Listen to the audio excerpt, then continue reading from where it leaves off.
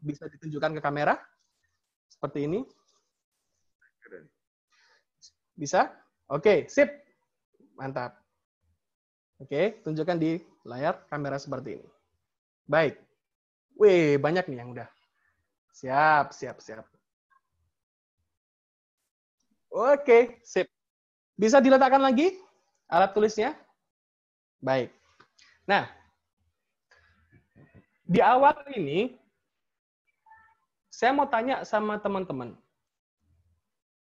Ketika teman-teman mengambil alat tulis dan menunjukkannya di layar, di depan kamera tadi, teman-teman, menurut pemahaman teman-teman nih, teman-teman mendapatkan perintah atau mendapatkan pertanyaan dari saya?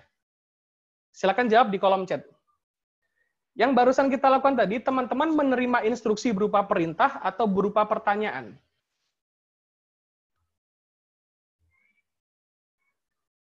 Perintah. Oke. Perintah. Pertanyaan. Oke. Ada yang jawab perintah, ada yang jawab pertanyaan. Jika saya ulang ya dari awal, yang saya gunakan kebanyakan adalah pertanyaan, bukan kalimat perintah. Oke, saya ulangi lagi tadi ya, yang saya sampaikan teman-teman. Teman-teman bisa diaktifkan dulu videonya, gitu kan? Tadi seperti itu. Baru diaktifkan videonya. Ketika saya mengatakan bisa diaktifkan videonya, itu pertanyaan atau perintah? Oke, kita sepakat bahwa itu adalah sebuah pertanyaan, gitu. Itu pertanyaan. Yang berikutnya, saya mengatakan, jika ada alat tulis di sekitar Anda, bisa Anda ambil dan tunjukkan ke kamera. Ini pun juga pertanyaan. Ya kan? Oke, yang ketiga, setelah itu saya mengatakan, oke, bisa diletakkan kembali alat tulisnya di depan Anda, di sekitar Anda. Saya menggunakan 3 pertanyaan, oke, untuk membuat Anda melakukan sesuatu seperti apa yang saya inginkan. Betul ya? Jadi, saya menggunakan pertanyaan agar Anda mau melakukan sesuatu seperti apa yang saya inginkan. Artinya apa? Pertanyaan yang saya sampaikan kepada teman-teman, teman-teman maknai sebagai sebuah perintah. Padahal, jika kita mendapatkan sebuah pertanyaan, sebenarnya yang kita lakukan adalah menjawab. Contoh, bisa teman-teman aktifkan videonya? Harusnya dijawab bisa. Oke, yang kedua, ketika saya mengatakan ada alat tulis di sekitar Anda, ada. Bisa ditunjukkan ke kamera, harusnya dijawab bisa. Gitu kan. Yang terakhir, ketika saya mengatakan, oke, bisa diletakkan kembali alat tulisnya, itu pun harusnya juga dijawab bisa. Gitu. Jadi sebenarnya gini teman, yang ingin saya bahas di awal adalah bagaimana kita bisa membuat orang melakukan sesuatu hal yang kita ingin. Yang pertama tanpa adanya penolakan, yang kedua ya, yang pertama tanpa adanya penolakan, yang kedua orang itu mau melakukannya secara sukarela gitu loh. Secara sukarela. Ini yang akan kita bahas dulu. Ini Budina kejebak lagi katanya. Baik. Baik. Nah, sekarang gini. Ketika kita meminta sesuatu pada seseorang, seringkali kita menyampaikannya secara direct, secara langsung. Dan ini pun juga dimaknai sederhana. Tapi ketika kita mengubah bentuk perintah menjadi pertanyaan, ini menjadi perintah yang sifatnya indirect atau sifatnya tidak langsung. Kalau kita berkomunikasi dengan bawah sadar, salah satu hal yang bisa kita latih adalah kita mengubah pola, kita mengubah gaya bahasa kita menjadi bentuk yang lebih indirect, yang tidak langsung. Contoh semisal, ketika kita ingin seseorang menutup pintu, kalau bentuk directnya, bentuk langsungnya adalah tolong tutup pintunya. Ya kan? Tolong tutup pintunya. Kalimatnya jelas gitu. Ketika diubah menjadi pertanyaan, bisa minta tolong ditutup pintunya? Gitu. Jadi dari struktur kalimat yang berbeda, ini memang menghasilkan perilaku yang sama. Tapi dalam memprosesnya di dalam pikiran seseorang, itu beda, teman-teman. Kenapa seperti ini? Di dalam dunia persuasi, satu hal yang perlu kita pahami adalah, yang pertama, tidak semua orang itu suka disuruh. Ya, nggak semua orang suka disuruh. Jadi kita menggunakan persuasi, kita menggunakan bentuk-bentuk kalimat seperti ini itu di saat yang pertama, strata kita itu nggak sama dengan orang lain. Bisa jadi kita berada di bawahnya orang tersebut. Pada saat inilah kita menggunakan persuasi. Termasuk yang saya lakukan pada teman-teman tadi. Dan saya tahu ada teman-teman di sini yang usianya di atas saya gitu kan. Kan nggak enak kalau saya ngasih perintah, oke, ambil alat tulisnya sekarang gitu. Tunjukkan di depan kamera gitu. Itu sangat terbaca banget gitu loh, teman-teman. Ketika ini saya ubah gitu loh, disadari atau tidak, teman-teman juga bisa dikatakan melakukannya secara sukarela gitu. Nah, ini akan kita bahas, dan ini juga yang akan kita bedah, teman-teman. Jadi mengapa kok orang mau melakukan apa yang kita inginkan? Mengapa orang tuh mau melakukan apa yang kita inginkan? Jadi pada dasarnya, ketika seseorang itu menganggap bahwa itu bukan suatu hal yang memberatkan bagi dirinya, ketika itu dianggap bukan suatu ancaman bagi dirinya, dan ketika itu dianggap sebagai suatu hal yang mudah untuk dilakukan, maka itu mudah saja terjadi. Ketika kita menyampaikan suatu hal yang kita inginkan, maka orang lain akan dengan mudahnya melakukan hal tersebut. Gitu.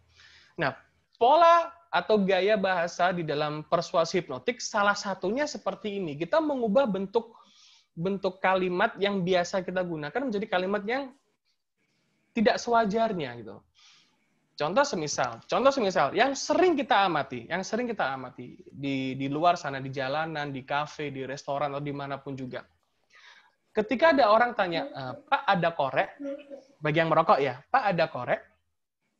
Secara langsung orang yang ditanya itu memberikan koreknya, ya kan? Pak ada korek Pak? Oh iya, silahkan gitu. Padahal kalau kita memahami dari struktur kalimatnya, itu adalah sebuah kalimat pertanyaan. Jadi ketika ada orang tanya, Pak, ada korek? Tinggal jawab, oh, ada, Pak. Selesai sebenarnya. Tapi mengapa pikiran bawah sadar kita itu tergerak sehingga muncul perilaku yang diinginkan oleh orang tersebut? Seperti yang saya lakukan tadi, ketika saya memberikan pertanyaan kepada teman-teman dengan, mungkin ya, saya asumsikan, teman-teman sukarela melakukannya, nggak ada keberatan gitu loh. Karena diasumsikan, apa sih susahnya mengambil alat tulis? Apa susahnya menunjukkan alat tulis di depan kamera? Kira-kira seperti itu. Jadi, ini yang biasa saya lakukan, ini yang biasa saya terapkan ketika saya menggunakan persuasi hipnotik kepada orang lain. Terutama ketika saya menganggap orang tersebut stratanya lebih tinggi. Baik itu usianya, baik itu mungkin jabatannya. Jadi ini yang saya gunakan, teman-teman. Ini lebih menarik ketika nanti kita langsung praktekkan, ya. Nanti akan kita praktekkan.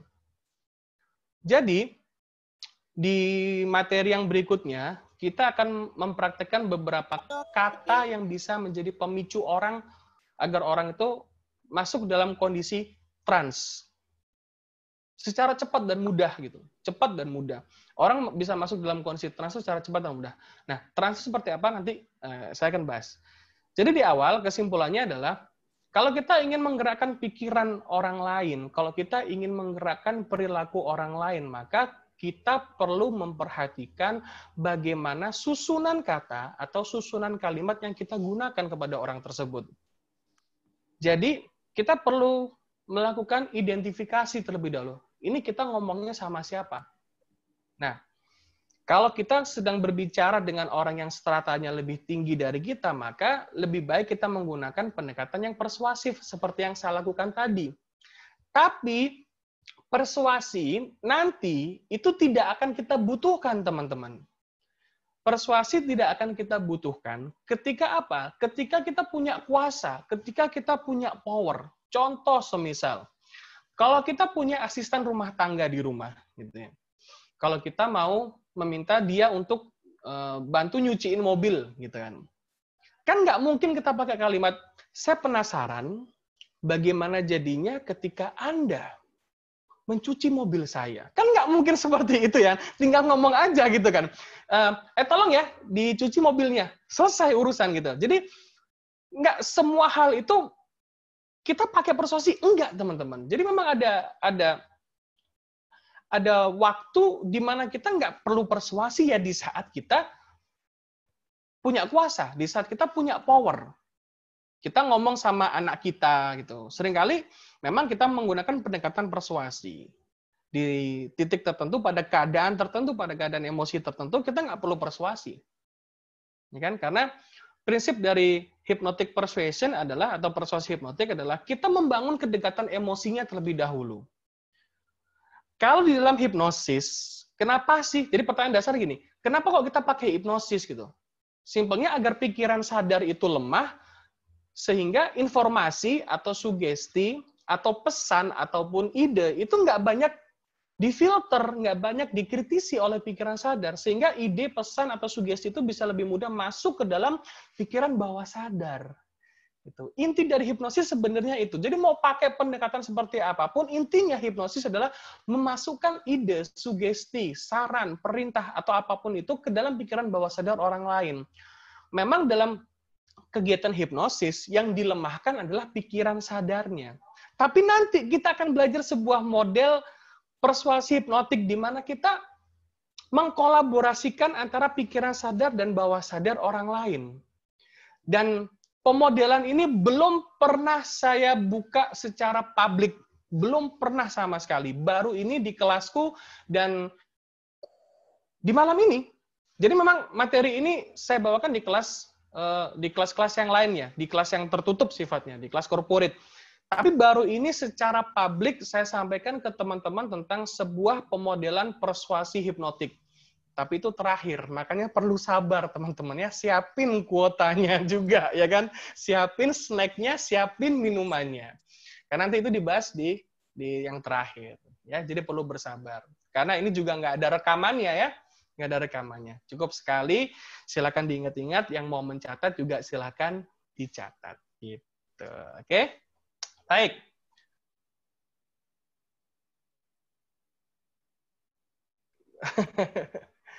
Oke.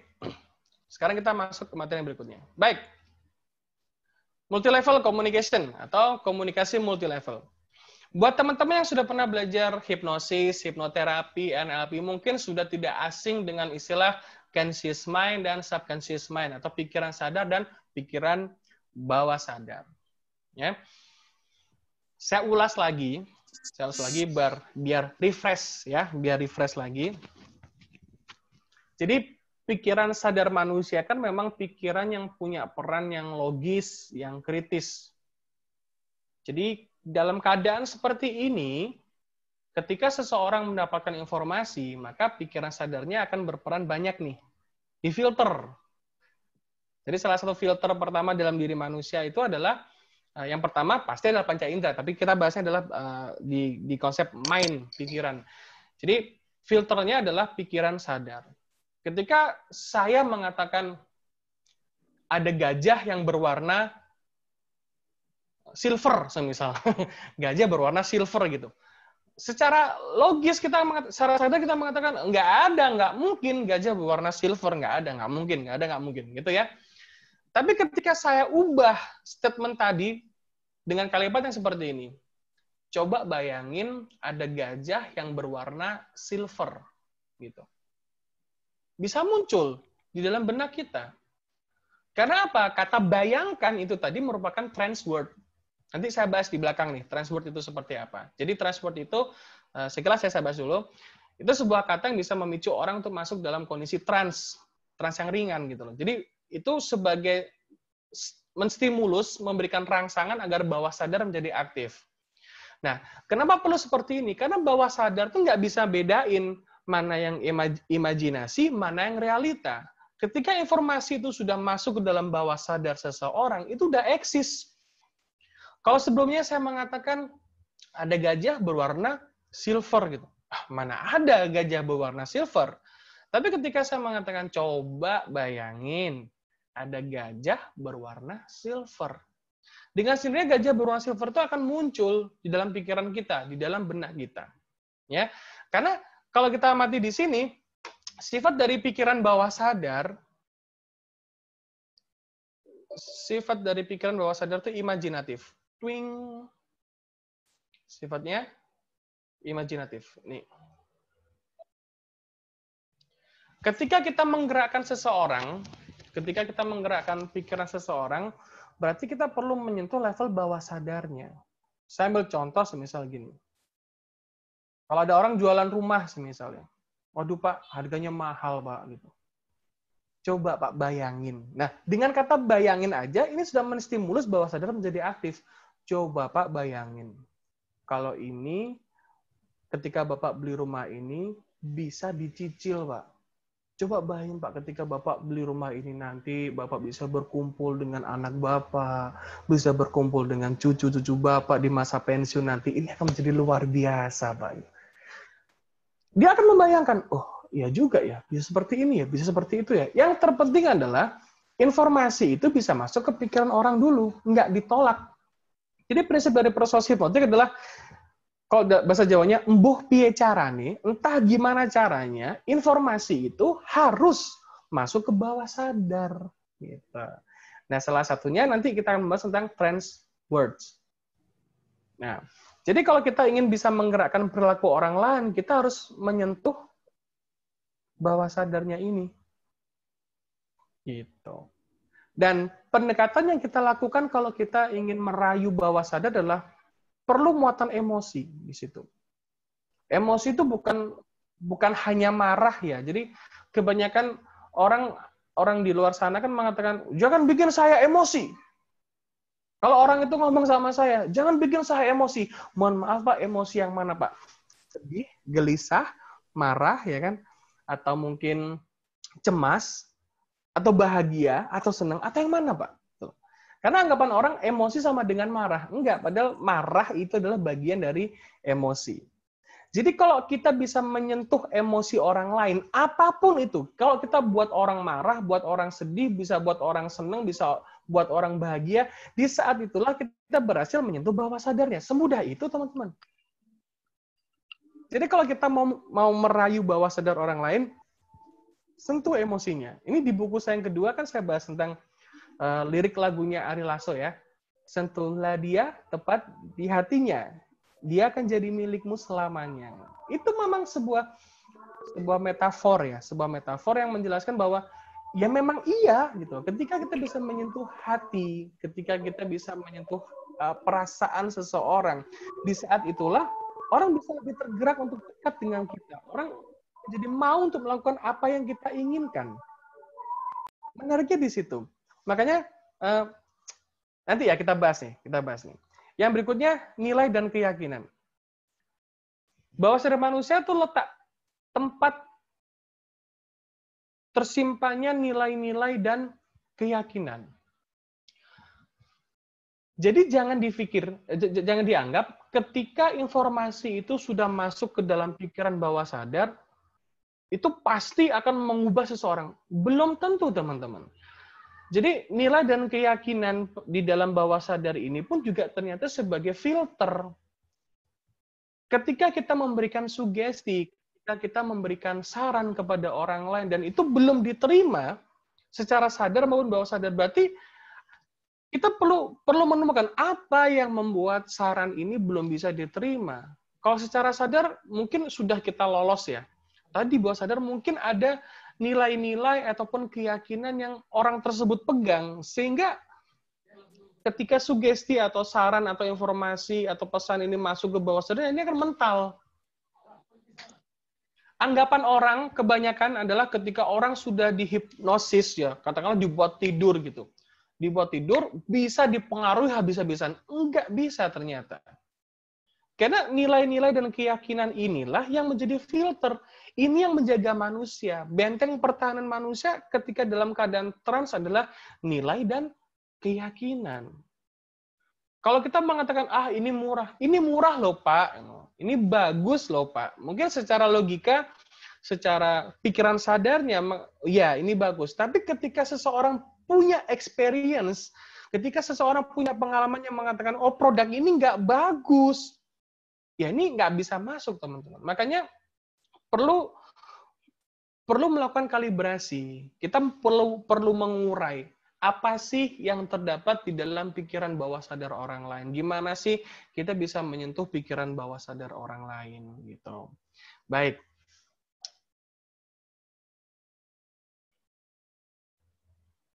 Nah, jadi gini.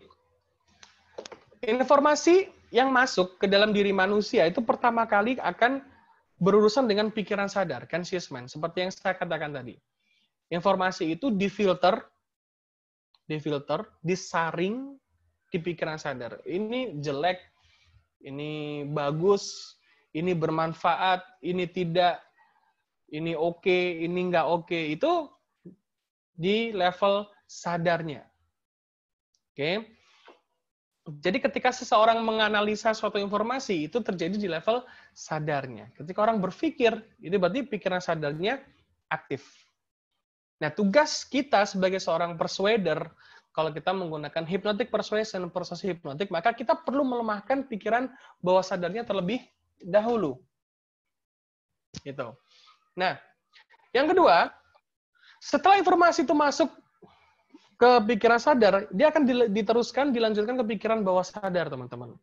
Nah, ketika informasi ini sudah masuk ke dalam pikiran bawah sadar, seperti yang saya sampaikan tadi, dia akan berurusan dengan yang namanya nilai-nilai dan keyakinan. Contoh semisal, ada orang dihipnosis gitu, terus dikasih sugesti, ntar lu keluar dari agama kamu masuk ke agama ini. Itu juga nggak bisa, teman-teman. Kalau dengan cara seperti itu. Tapi dengan teknik brainwashing, dengan teknik cuci otak, bisa jadi orang akan berubah. Tapi prosesnya lebih panjang. Kesalahpahaman yang terjadi di masyarakat pada umumnya adalah hipnosis itu langsung mengubah seseorang saat itu juga. Enggak, teman-teman. Dari pengalaman saya selama ini, ketika kita berhasil memberikan suatu ide ke dalam pikiran orang lain, itu bisa menjadi seperti virus. Menjadi virus. Jadi dia akan berkembang dulu di dalam pikiran orang tersebut, ya kan? Sampai pada satu titik ketika informasi atau ide itu sudah masuk ke dalam bawah sadar yang sudah berkembang dengan baik, orang itu akan berubah. Jadi sampai seperti itu. Dan yang berikutnya, sifat dari komunikasi bawah sadar adalah komunikasi yang syarat dengan muatan emosi dan berisi nilai-nilai untuk membangun atau mengubah keyakinan pada diri seseorang. Jadi, komunikasi yang syarat dengan emosi bukan berarti artinya orang dimaki-maki gitu, bukan seperti itu juga ya. Jadi, pendekatan komunikasi yang melibatkan unsur emosi itu adalah kita juga membangun yang namanya situasi.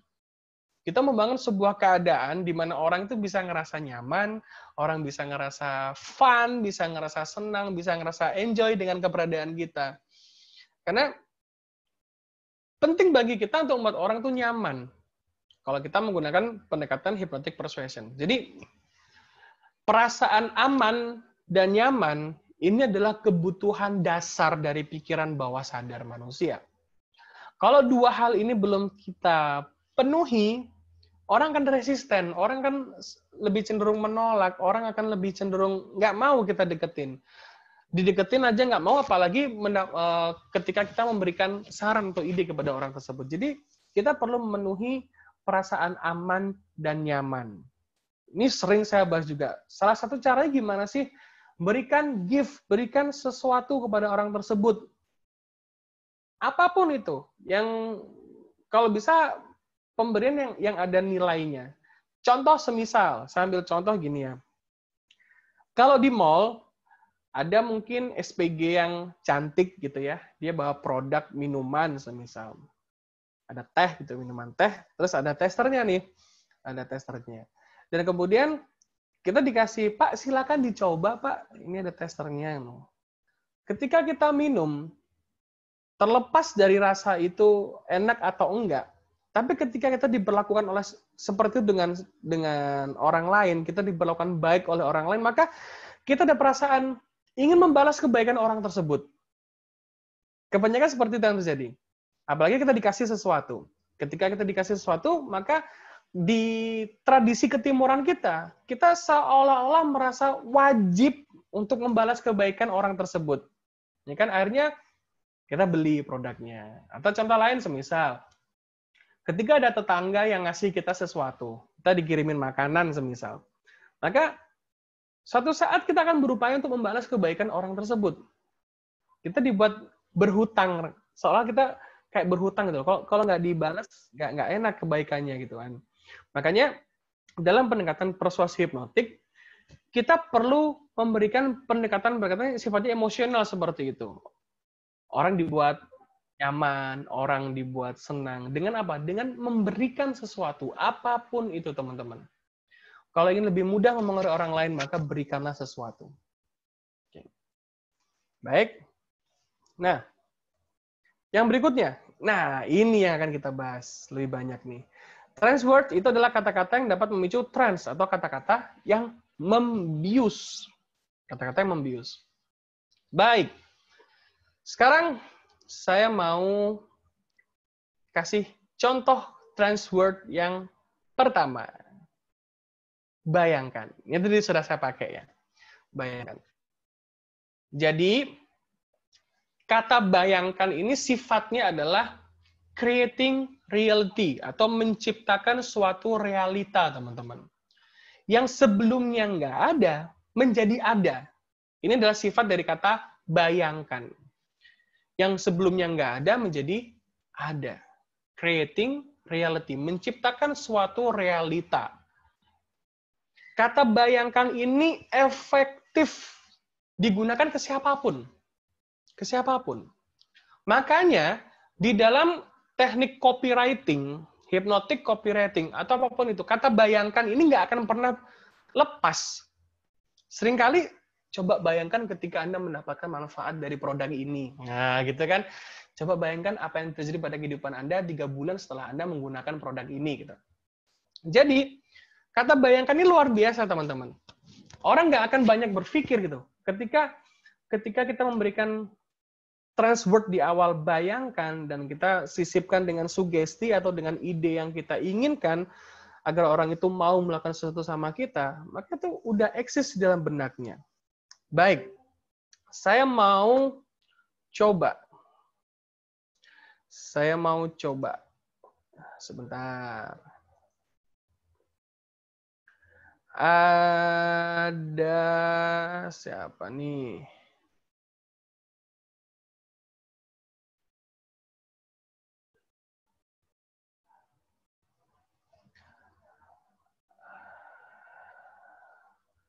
Ada Mas Dani Grafo.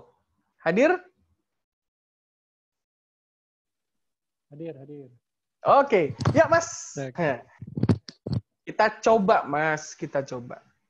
Coba kasih saya contoh penggunaan kata bayangkan Mas. Coba.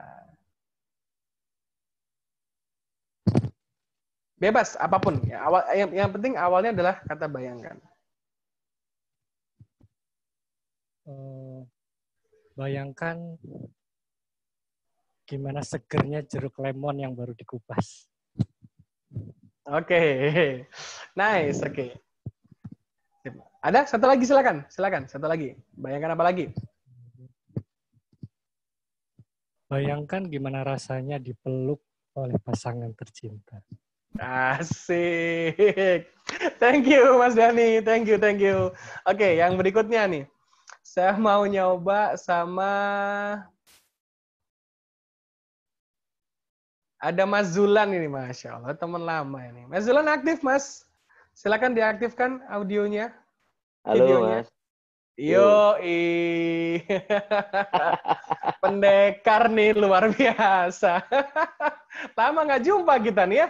Lama kita nggak jumpa, Pak. Lama nggak jumpa. Nggak pernah ngajakin ngopi sih. Pada repot semua teman-teman. Gitu ya, sip. Oke. Iya. Ya, Mas Zulan, coba Mas. Yo. Buat contoh dari kata bayangkan. Bayangkan kalau kita bisa mengakuisisi pabrik itu ya. Oke, siap. Apa?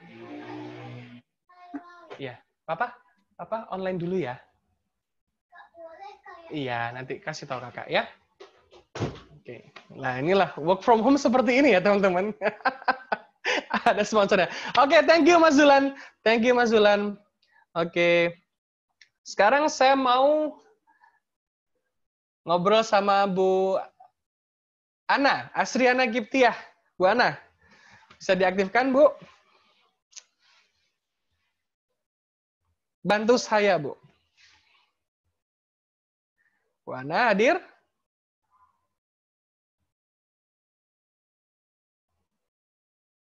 Bu Ana hadir?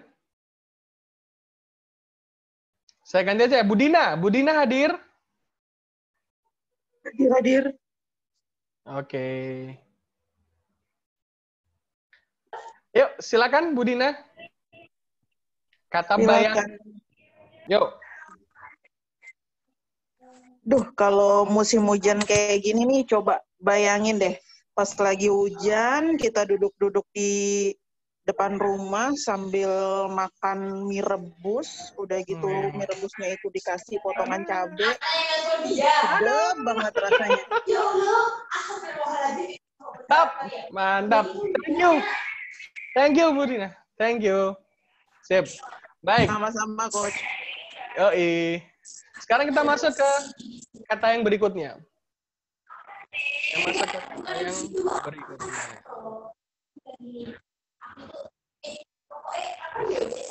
Ini dulu ya. Seandainya. Seandainya. Nah. Seandainya itu juga sifatnya hampir sama seperti bayangkan, teman-teman. Dia creating reality atau menciptakan suatu realita. Dan kata seandainya ini sangat efektif ketika kita mau menyampaikan suatu ide.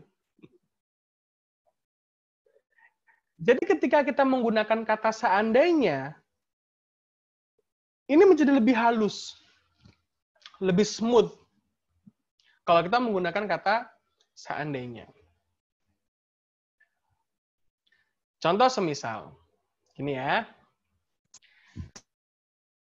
Jika seandainya ini adalah waktu yang paling tepat bagi kita untuk mengasah kemampuan persuasi kita, maka akan bisa Anda lakukan. Nah, gitu ya. Contohnya gitu, seandainya. Oke, sekarang saya mau ngobrol sama Pak Ahmad Musta'in.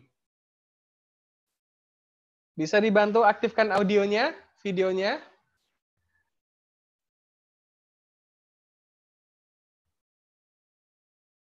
Pak Ahmad Musta'in, silakan.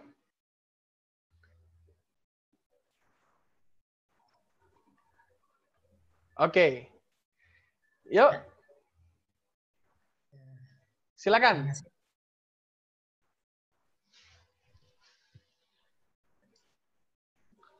Hadir, Pak Ahmad Musta'in? Ya. Oke, silakan dijawab, Pak. Ya. Kata seandainya. Ya. Yuk. Kata Seandainya.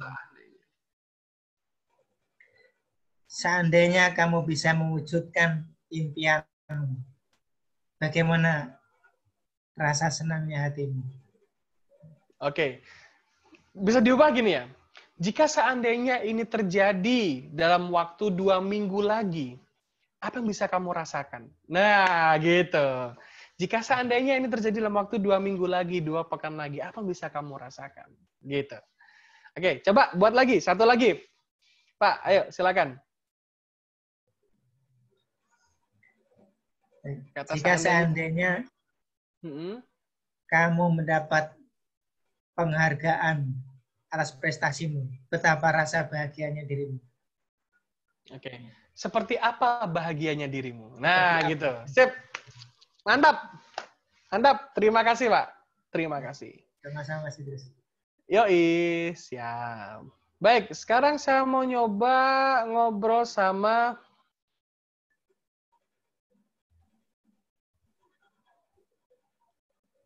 siapa nih? Lutfia Fadila. Bisa dibantu saya? Silahkan. Lutfia Fadila. Coba gunakan kata Tapi kayak gini nih kalau orang-orang ini. Kita ditanya-tanya gitu. Kita bisa ngasih. Oke. Ada? Oke, saya ganti Pak Bayu Sekti. Pak Bayu Sekti, bisa bantu saya, Pak?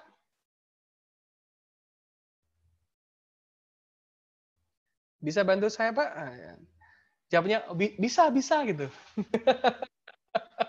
Kan tadi udah belajar, kan?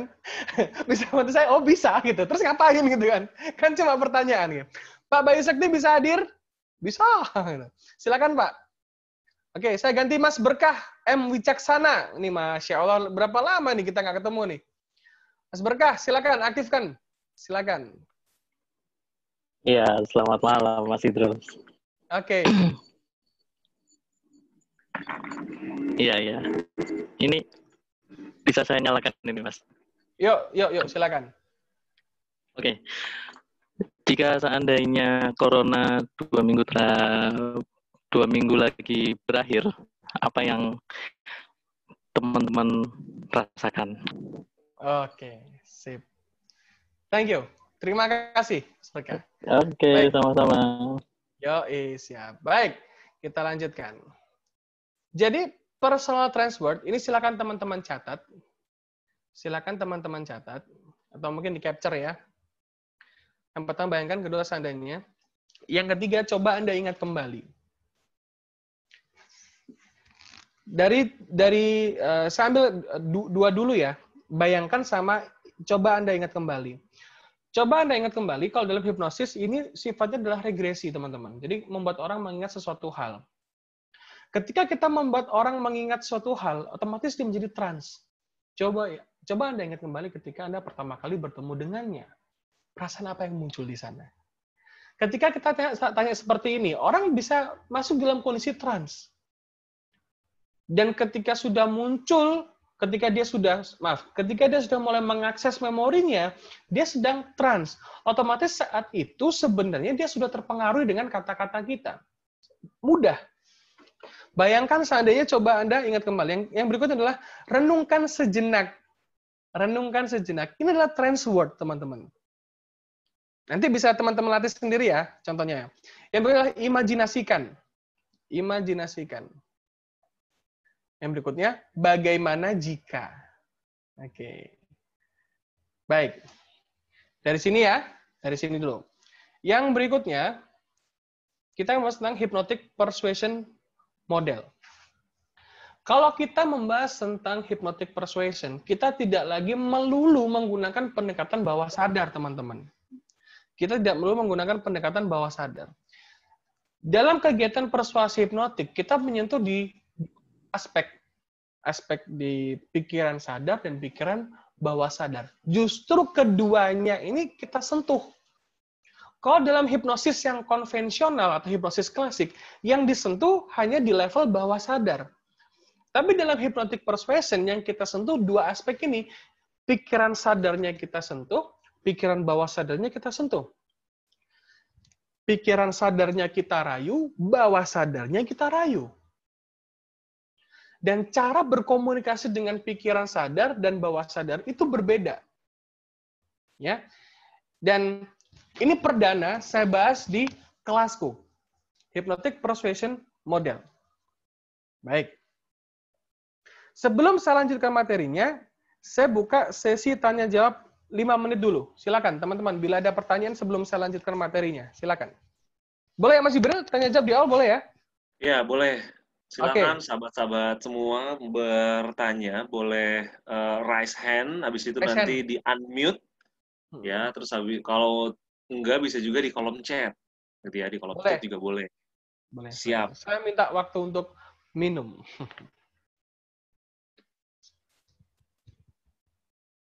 Oke, sahabat-sahabat semua boleh silakan bertanya. Bapak M. Nur Hidayat. Bapak M. Nur Hidayat, boleh Pak M. Nur Hidayat, silakan di-unmute. Terima kasih, Pak. Kalau tadi di bahasa transportnya tentang imajinasi, kalau bagaimana kita menyulut emosinya.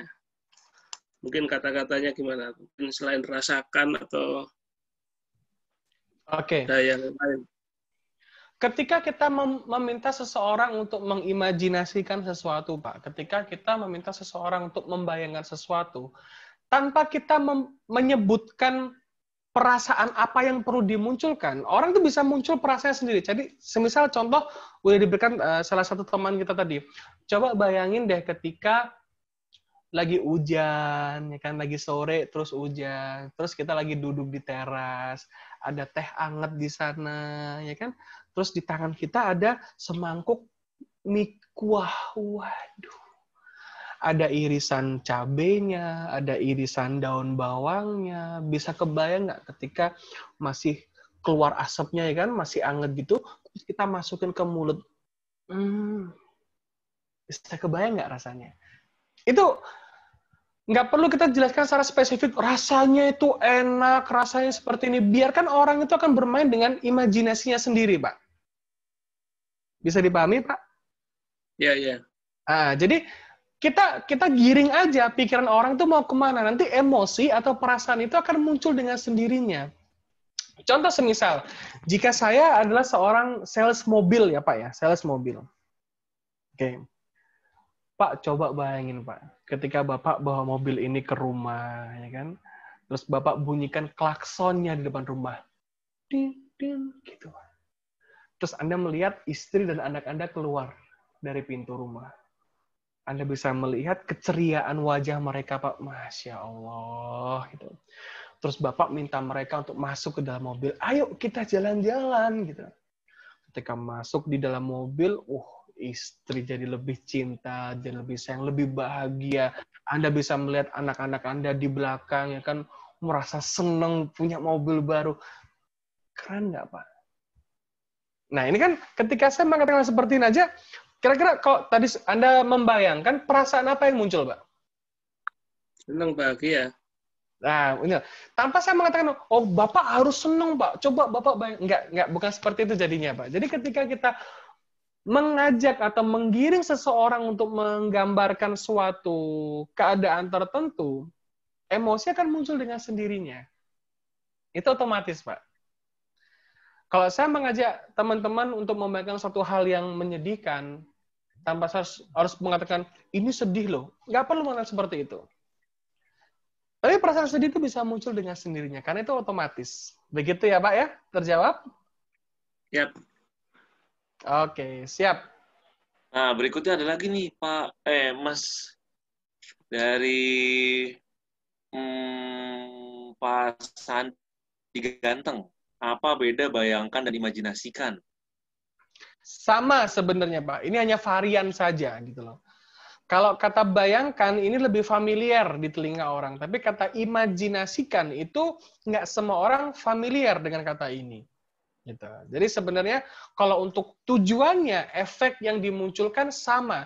Hanya saja tergantung pada kosakata yang dipahami oleh subjek. Gitu. Ada orang yang nyaman dengan kata bayangkan, ada orang yang nyaman dengan kata imajinasikan. Karena ada orang juga yang nggak nyaman dengan kata imajinasikan. Apa sih imajinasikan? Gitu. Tapi kalau bayangkan itu bahasa nasional kan. Kalau imajinasi, imagine itu kan kata turunan, kata serapan dari bahasa Inggris, imagine. Gitu. Sama sebenarnya, Pak. Oke. Berikutnya dari Ibu Maria Mariana. Apakah ada jam tertentu untuk melakukan hipnosis atau bisa dilakukan kapan saja? Oke, baik. Jadi kalau kita melakukan hipnosis, itu berkaitan dengan yang namanya trance atau keadaan di mana seseorang itu bisa sangat fokus, orang bisa sangat terhanyut dengan suatu hal, ya, pada satu hal. Itu ada dua hal. Yang pertama adalah natural trance atau natural trance. yang pertama. Yang kedua adalah conditioning trance atau trance yang dikondisikan. Natural trance atau trance yang alamiah itu setiap manusia pasti punya waktu-waktu tertentu. Yang alamiahnya yang pasti muncul adalah sesaat sebelum tidur. Yang kedua sesaat setelah bangun tidur. Yang ketiga saat khusyuk beribadah. Itu yang paling mudah kita temui pada waktu-waktu tertentu, yaitu sesaat sebelum tidur, sesaat setelah tidur, dan pada saat beribadah yang khusyuk. Pada saat itulah orang trans. Pada saat itu dia sudah terhipnosis sendiri, Bu. Nah, kita bisa memanfaatkan kondisi tersebut untuk memberikan sugesti.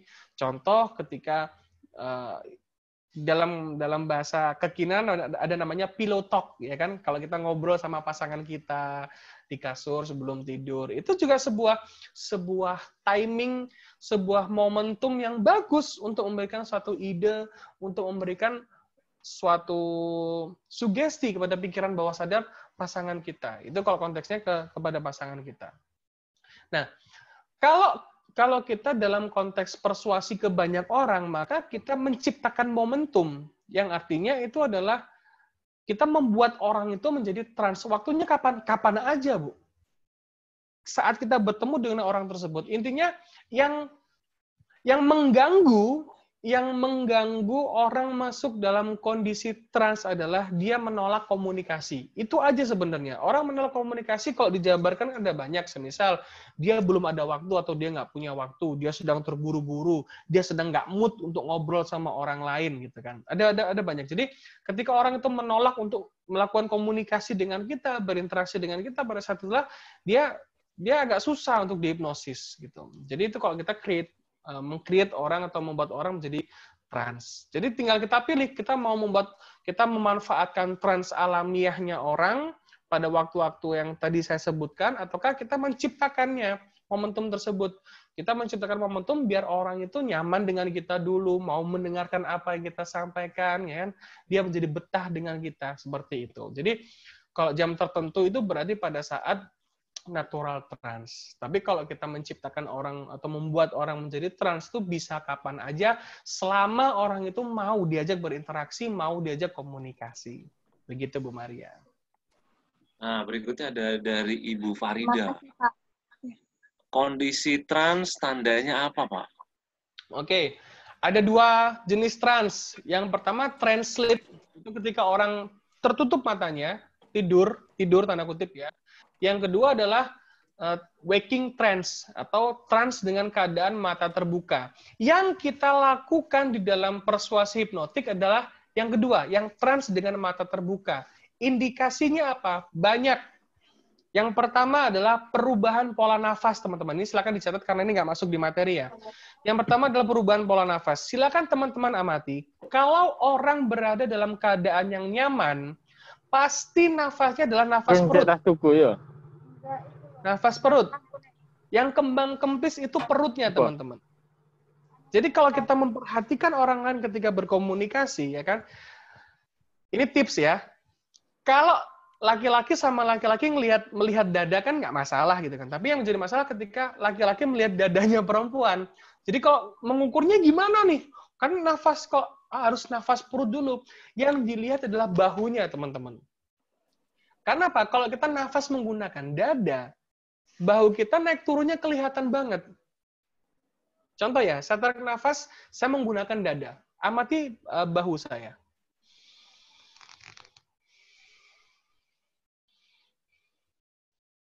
Nah, ini dada.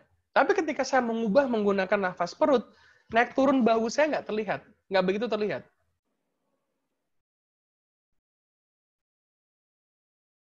Oke, jadi pertama yang dinilai adalah nafas.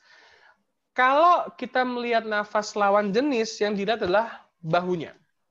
Kalau bahunya masih terlihat naik turun, itu kalau saya mengatakan ya, dapat diindikasikan bahwa dia belum nyaman dengan kita. Atau mungkin ada sesuatu hal yang mengganjal pikirannya sehingga ada terjadi perubahan emosi. Dia lagi sedih, dia lagi gelisah, dia lagi marah, pasti nafasnya nafas dada. Tapi kalau orang itu nyaman, nafasnya perut. Ya, tugas kita adalah mengamati apakah orang ini sudah masuk dalam perubahan pola nafas perut atau belum dari pergerakan bahunya. Ini yang pertama dari nafas. Yang kedua, kalau kita ngobrol sama orang dan kalau kita mau menilai orang ini udah trans atau belum, tandanya apa?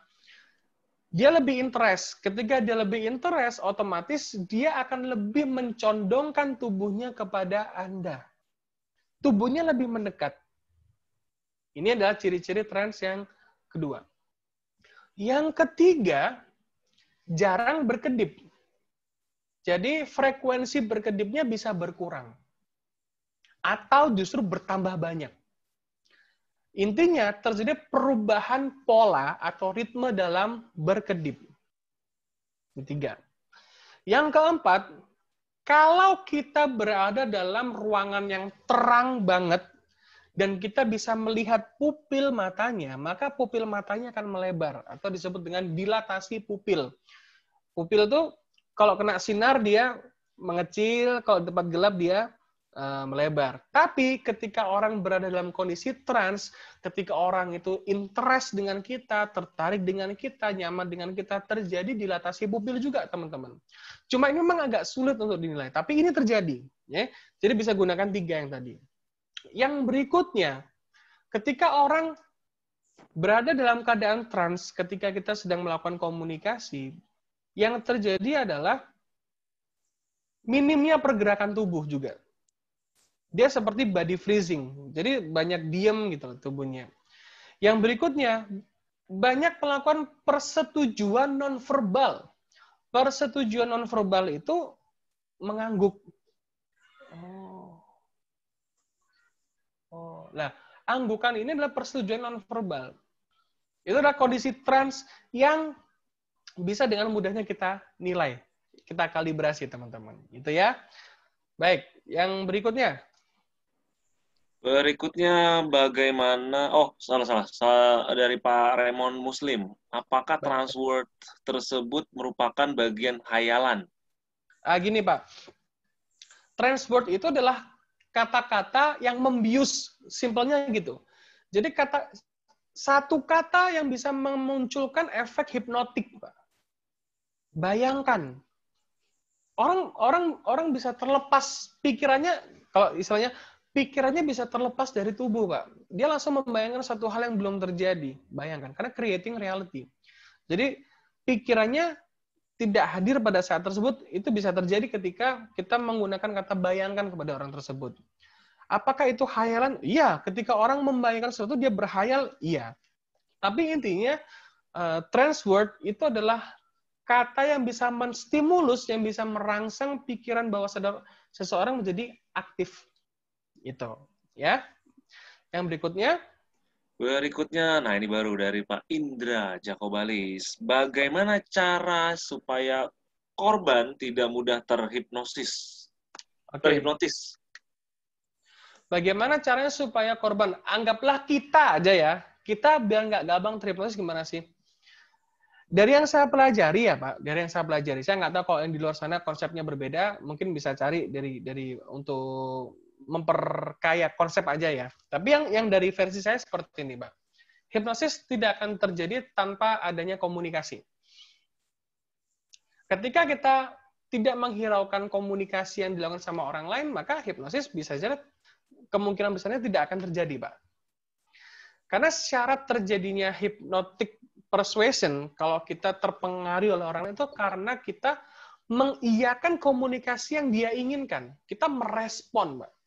Ketika respon itu kita berikan, itu ditangkap sama si penghipnotis agar dia bisa melangsungkan serangan-serangan yang berikutnya.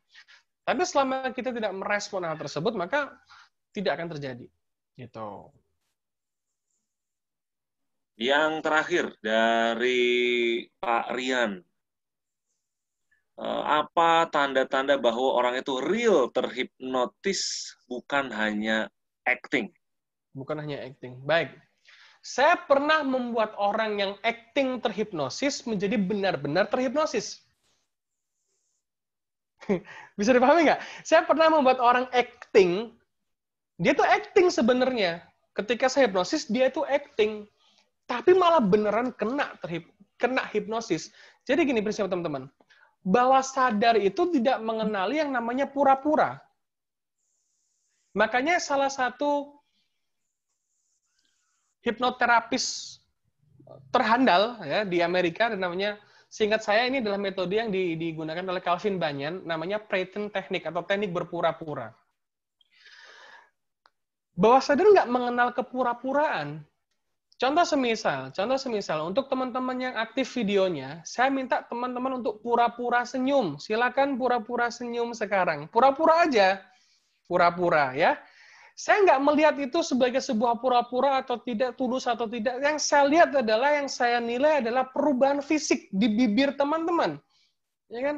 Yang terpenting terjadi perubahan. Walaupun itu hanya sebuah pura-pura, tapi secara fisik itu akan muncul. Jadi kalau dulu saya belajar hipnosis ya, linguistik itu akan pasti meninggalkan jejak pada fisik kita. Bahasa, kata-kata itu kalau sudah masuk ya, itu akan muncul pada respon fisik, teman-teman. Nggak peduli dia itu beneran, dia itu bohongan. Nah, sekarang saya bahas.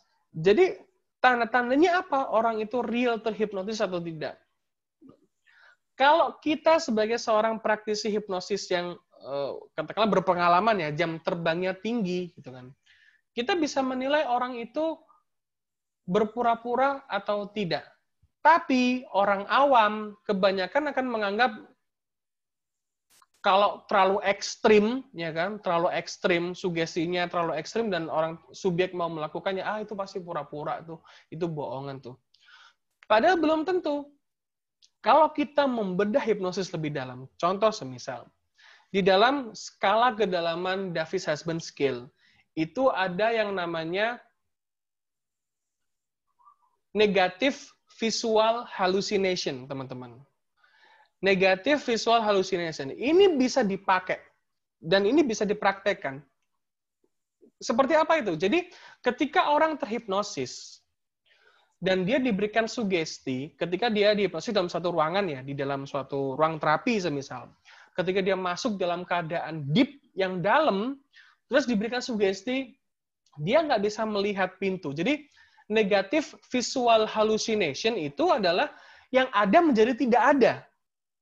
Dan kebalikannya, kalau positif visual hallucination, yang sebelumnya nggak ada menjadi ada. Jadi, yang tahu orang itu pura-pura atau tidak, itu hanya dua, subjeknya atau si penghipnotisnya.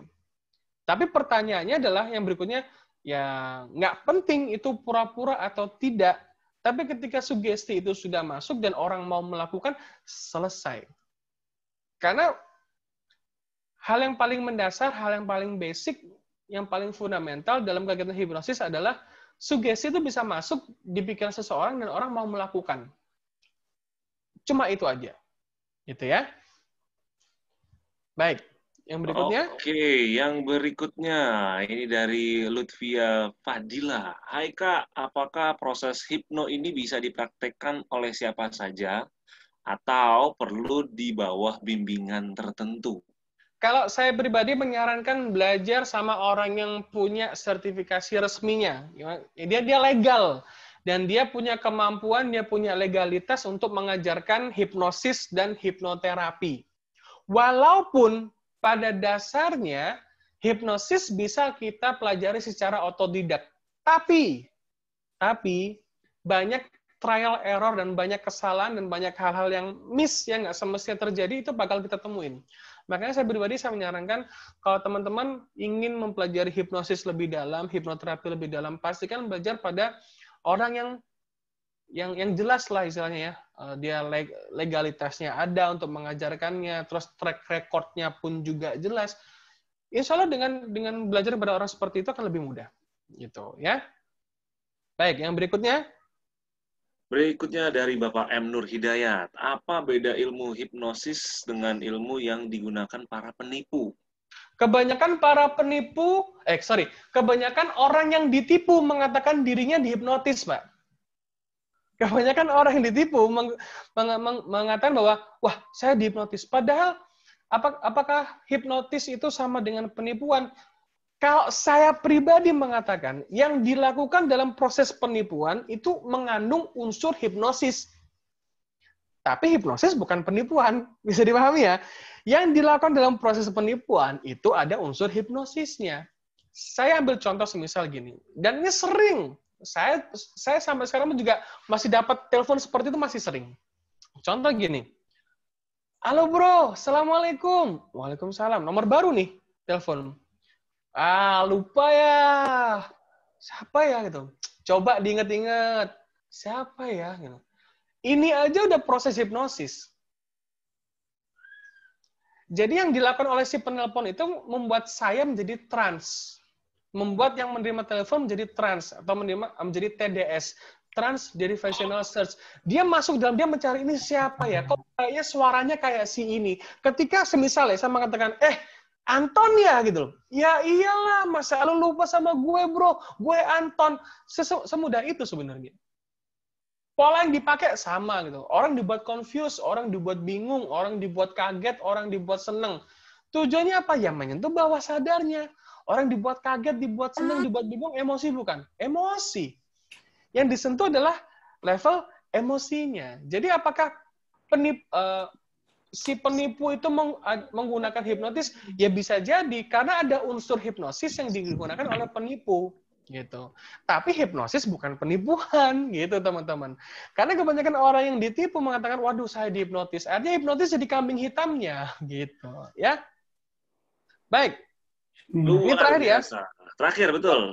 Terakhir nih. Dari Bapak Sandi Dwi Setiawan, bagaimana cara memberikan sugesti yang optimal agar bisa berdampak atau memberikan efek yang nyata pada orang yang sudah trans dengan mata terbuka?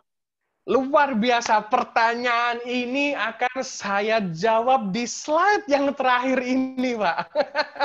Ini akan menjadi pembahasan kita ya.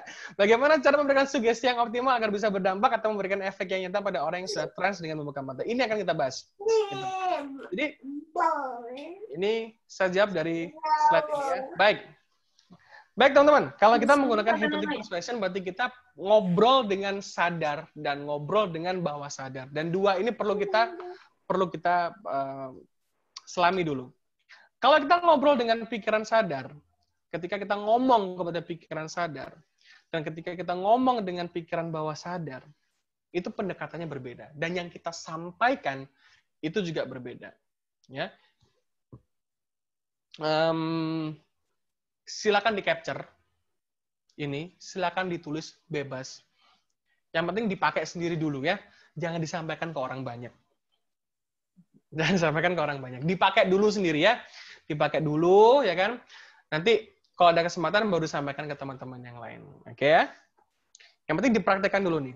Nah, kalau kita ngomong dengan pikiran sadar, 3 hal ini perlu kita penuhi.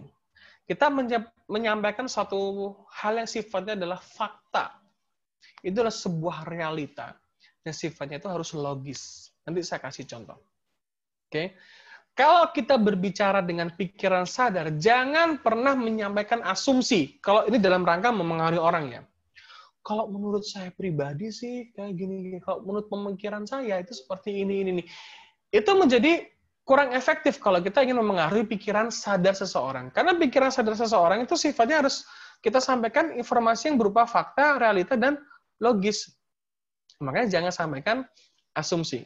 Nanti kita ambil contoh. Kita akan buat contohnya. Ya. Yang berikutnya, ketika kita berbicara dengan bawah sadar, ketika kita ngobrol dengan bawah sadar orang lain, yang kita sampaikan apa sih? Yang kita sampaikan, ini tadi, imajinasi.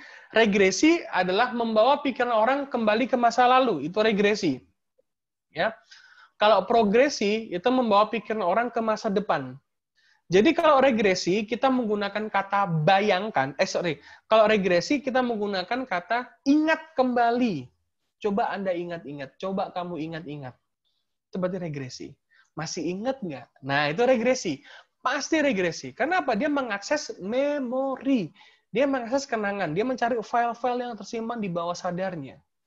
Otomatis dia akan menjadi trans. Oke. Nah, kalau progresi berarti kita membawa pikiran orang lain, membawa pikiran subjek itu ke masa depan. Dengan kata apa? Kata kuncinya, trans word-nya apa? Bayangkan. Kalau dalam NLP namanya future pacing. Coba kamu bayangin ketika kamu bisa melakukan ini, itu. Ya. Jadi, menggunakan imajinasi, sifatnya imajinatif, regresi, progresi, dan ada sentuhan emosinya.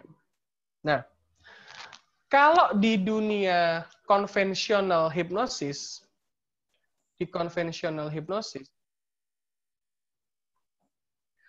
pendekatannya hanya di sini aja, teman-teman. Nah, pakai yang ini aja. Kalau yang konvensional, jadi hipnosis klasik itu memang melemahkan pikiran sadar. Jadi pikiran sadarnya dilemahkan. Fungsinya itu dikurangi gitu loh. Jadi yang banyak disentuh adalah di level bawah sadarnya. Tapi kalau di dalam hypnotic persuasion, justru kita menggunakan keduanya ini. Jadi bagaimana sugesti itu bisa lebih masuk ke dalam pikiran seseorang dan memberikan dampak yang nyata adalah ketika kita menyentuh dua hal ini, teman-teman. Kita sampaikan fakta, kita sampaikan datanya.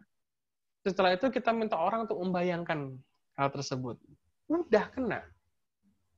Oke? Makanya di dalam hypnotic persuasion ini adalah kita kolaborasikan, teman-teman.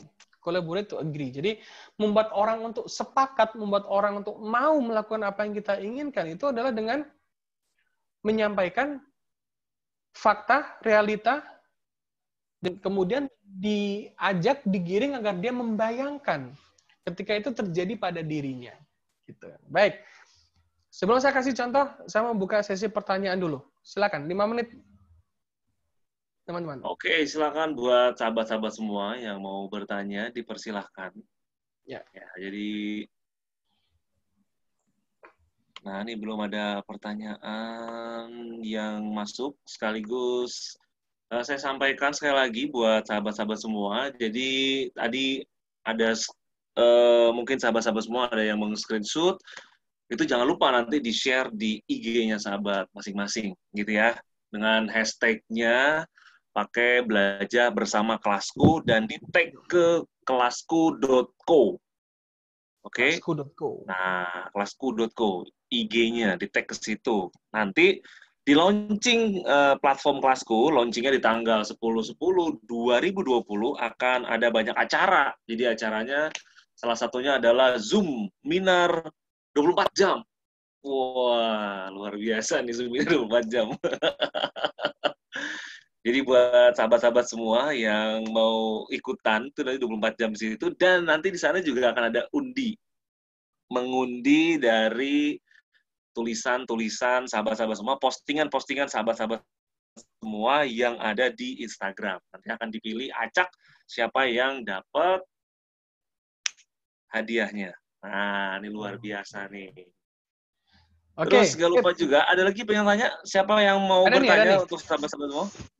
Ada dari Pak Nur Hidayat. Oh iya, apakah kolaborasi keduanya cukup disampaikan dalam satu kalimat? Enggak, kalau yang saya maksudkan bukan dalam satu kalimat, Pak.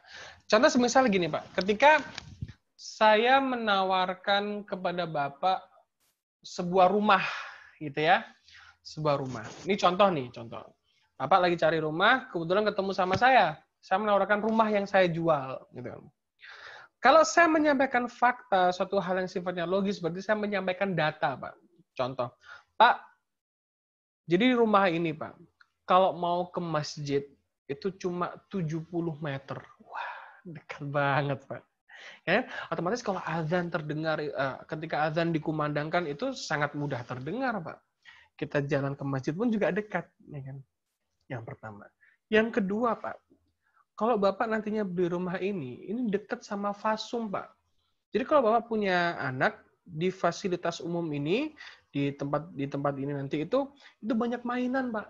Jadi anak-anak bisa bermain bebas di sana. Ini jaraknya cuma 100 meter dari tempat Bapak. Wih, keren ya. Jadi dekat dengan masjid, dekat dengan Fasum. Terus yang ketiga, Pak, kalau Bapak ambil bulan ini, Pak, Bapak beli di bulan ini, Pak, ada cashback senilai 50 juta, Pak. Wah, sekarang coba bayangin Pak, ketika nanti ya Bapak bawa keluarga Bapak pindah ke sini gitu. Seperti itu contohnya nanti. Jadi tidak harus dalam satu kalimat. Jadi yang penting ketika kita menyampaikan suatu informasi, orang itu harus menerima dan mengolahnya dulu. Percuma kita ngomong banyak, tapi kata-kata yang kita sampaikan itu nggak diolah di bawah sadarnya. Jadi kalimat atau kata-kata kita nggak diproses gitu. Yang kita lakukan adalah kita sampaikan data-data, fakta-faktanya yang sifatnya logis gitu. Jarak sekian, itu kan data dan itu logis gitu. Dan ketika kita minta bayangan, coba bayangin Pak, ketika Bapak bisa kumpul, Bapak udah bisa bawa keluarga Bapak ke sini, kan enak Pak gitu. Seperti itu ya Pak? Baik. Yang berikutnya? Oke, yang berikutnya dari Bapak Fajar.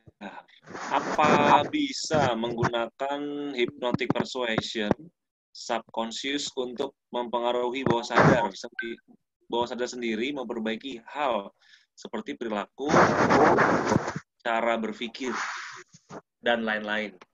Oke. Kalau ini kan lebih ke konsepnya lebih kayak terapi ya jadinya ya.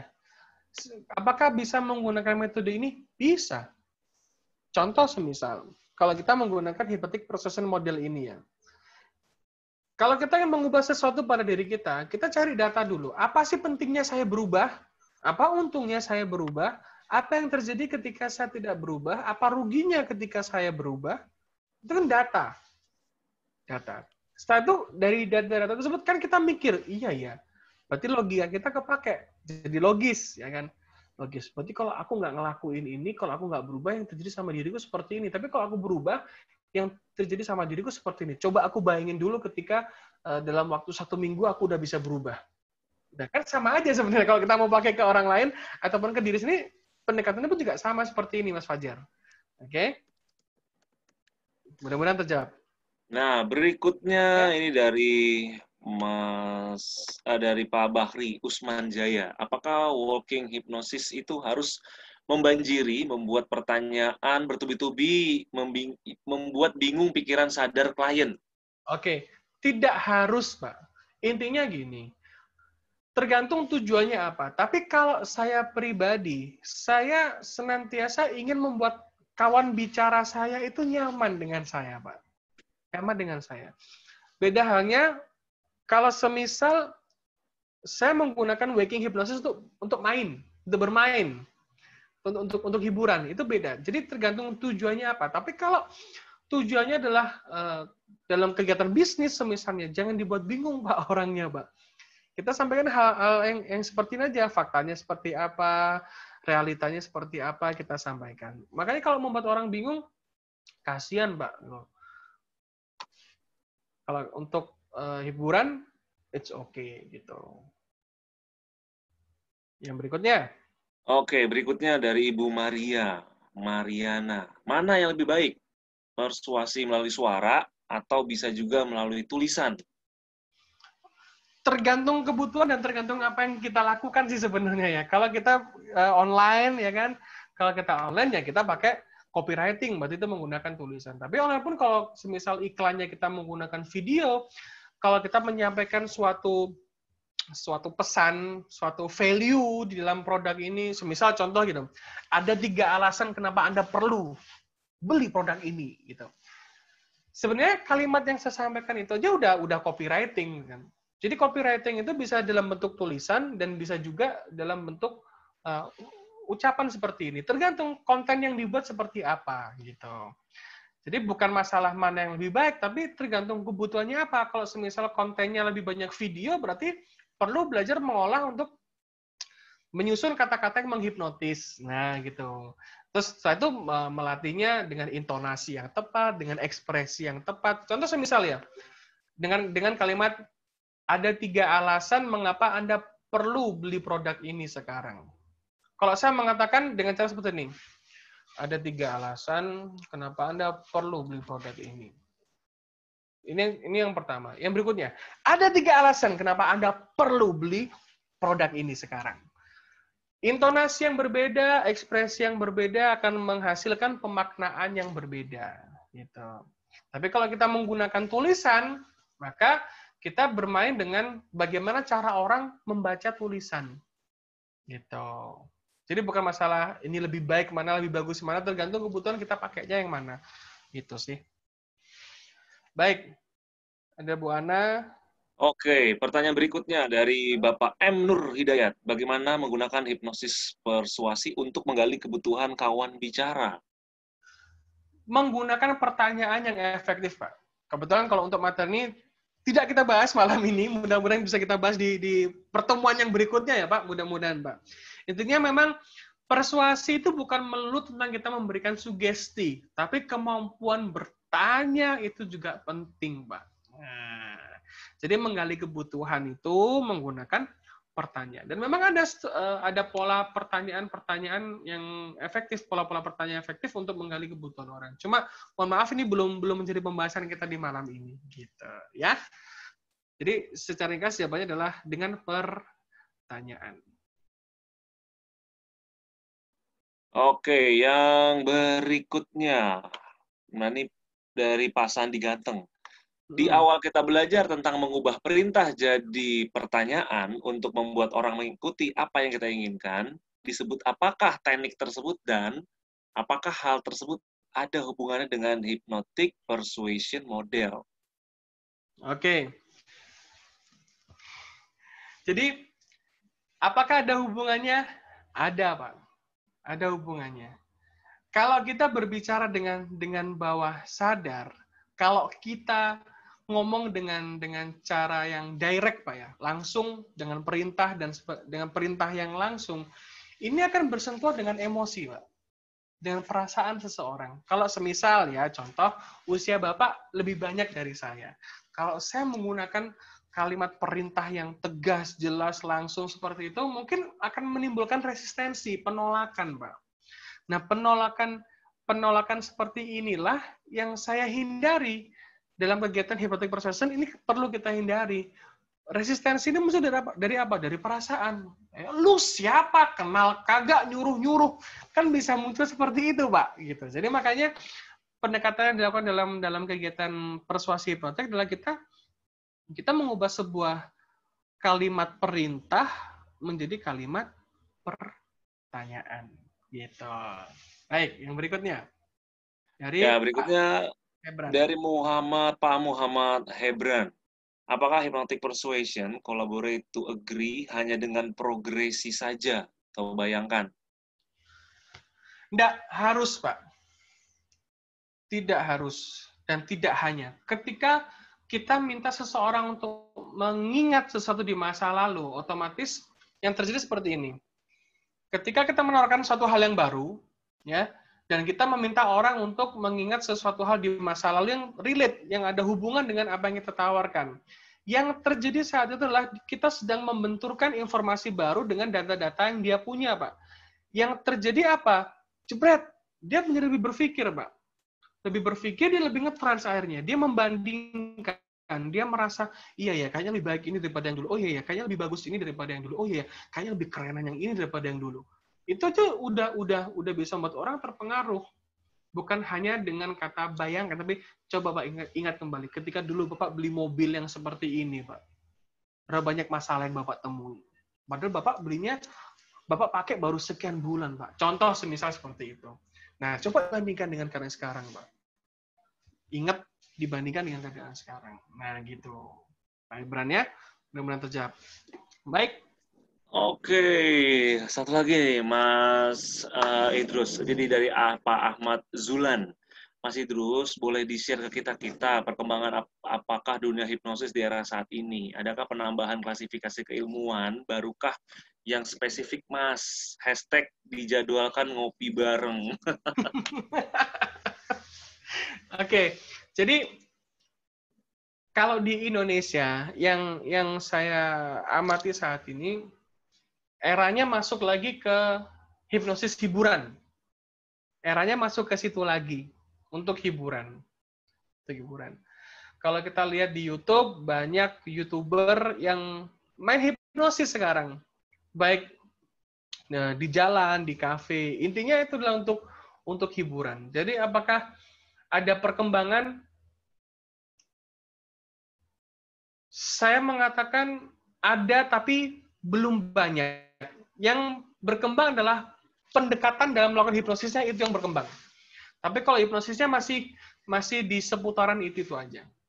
Karena ada teman saya juga yang mungkin pernah sering kita lihat di TV, itu cara hipnosisnya udah beda dengan hipnosis yang dilakukan di zaman-zaman yang dulu, mungkin di 5-8 tahun yang lalu udah beda gitu loh. Apakah ada perkembangan? Ada. Tapi kalau untuk spesifiknya, kalau saya pribadi ya, dari keterbatasan saya melihat belum signifikan perubahannya. Tapi perubahan itu dan perkembangan itu ada gitu. Ya. Baik. Jadi ini yang bisa saya sampaikan untuk teman-teman semua, mudah-mudahan bisa bermanfaat, mudah-mudahan bisa menjadi pengetahuan tambahan buat teman-teman. Jika ada salah kata, ucapan, dan perbuatan, saya lakukan secara sengaja tadi itu, dan saya minta maaf atas hal tersebut. Mudah-mudahan ini bisa bermanfaat untuk kita.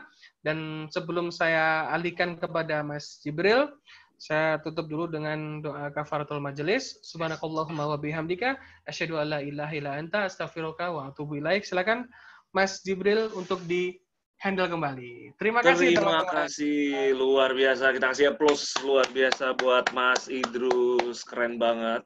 Nah, sahabat-sahabat semua, kita ada yang kurang satu, karena dari Senin sampai Minggu, sahabat-sahabat semua pasti tahu, ya kan? Apa itu? Yaitu adalah kita foto dulu. Jadi silahkan buat sahabat-sahabat semua untuk mengaktifkan videonya, karena kita akan foto dulu, gitu ya. Kita akan foto dulu dari banyaknya teman-teman yang hari ini hadir. Nah, kita foto dulu, teman-teman.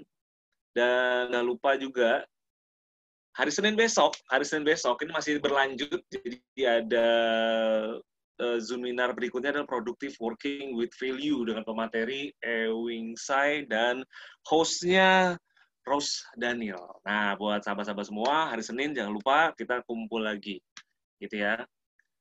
Nah, sekarang kita lanjut dulu dengan foto sesi. Asik ya. Ini paling asik emang. Terakhirnya harus ada begini emang. Oke, kita siap, kita foto dulu. Silakan dibuka dulu sahabat-sahabat semua. Silakan dibuka dulu. Iya, oke. Di sini layarnya saya punya 3, jadi ada 3 kali. Sekarang di layar yang pertama dulu. Layar yang pertama. Oke, yes. Dimulai dari Pak Idrus Putra sampai Ibu Sri.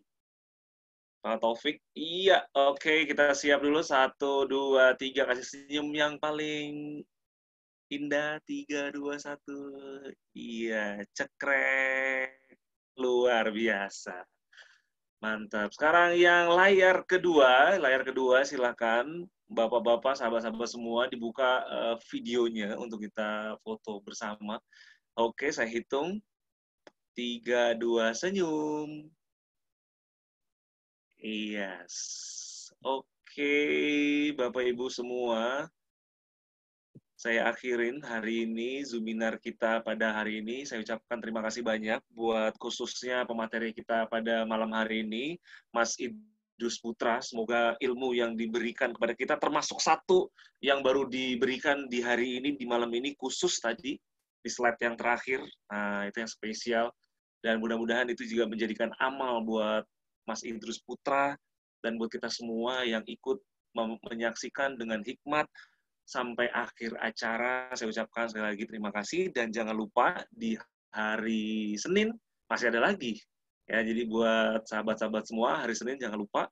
Nah, ini dia nih, free Zoom seminar Productive Working with Value. Jadi diingat, dicatat, setiap jam 8 sampai jam 21.30. Kita akan sama-sama, kita akan bareng-bareng belajar lagi dan terus belajar, dan jangan lupa di-share di dalam sosial medianya sahabat-sahabat semua. Terus kemudian yang belum daftar, yang hari ini baru ikut dan melihat dan menyaksikan bahwa wow, ini keren banget. Untuk tahu lebih banyak lagi informasinya, silakan linknya yang ada di dalam chat, diklik, habis itu nanti daftar, habis selesai daftar kita akan undang masuk ke dalam grup Telegram. Oke, buat teman-teman semua, saya akhiri acara kita hari ini. Saya mohon izin, mohon pamit. Buat sahabat-sahabat semua, terima kasih banyak atas perhatiannya dan antusiasmenya teman-teman semua, sahabat-sahabat semua mengikuti acara dari awal sampai habis. Terima kasih, saya ucapkan sekali lagi, saya akhiri wassalamualaikum.